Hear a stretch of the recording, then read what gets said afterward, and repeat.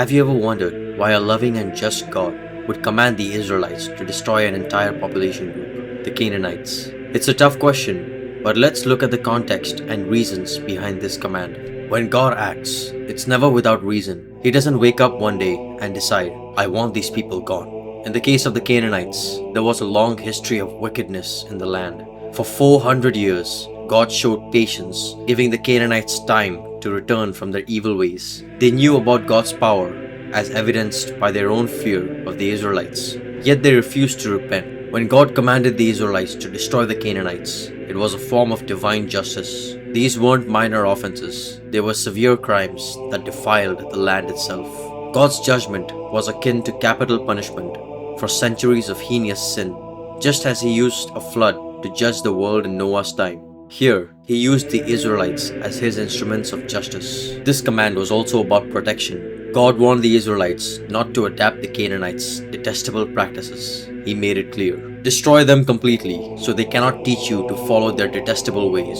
Unfortunately, the Israelites didn't fully obey. They allowed some Canaanites to remain, which led to spiritual corruption and idolatry among God's people. Judges 1:29. God's command wasn't just judgment, it was a safeguard for His people's faith and future.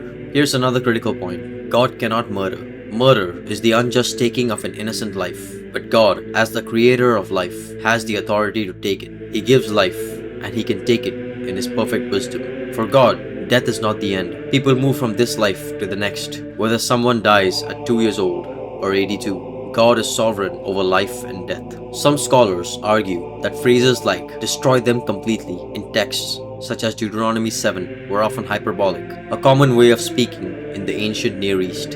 In these texts, wipe them out might emphasize defeating them as a nation rather than a literal total destruction. But even if the command was literal, God's actions were just and rooted in His ultimate plan for humanity. While the judgment on the Canaanites may seem harsh, it highlights God's goodness.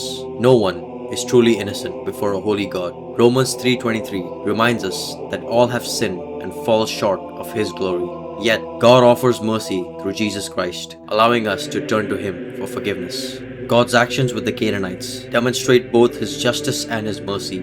He stopped evil in its tracks and protected His people while offering everyone, including us today, a chance to repent and be restored through faith in Jesus. So why did God command the destruction of the Canaanites? It wasn't an impulsive act or a cruel act. It was a response to centuries of sin, a way to protect His people, and a demonstration of His justice and sovereignty. At the same time, it reminds us of His patience and mercy. If this challenges you, remember, God's ways are higher than ours. Let's trust His justice, His mercy, and His ultimate plan to bring redemption through Jesus.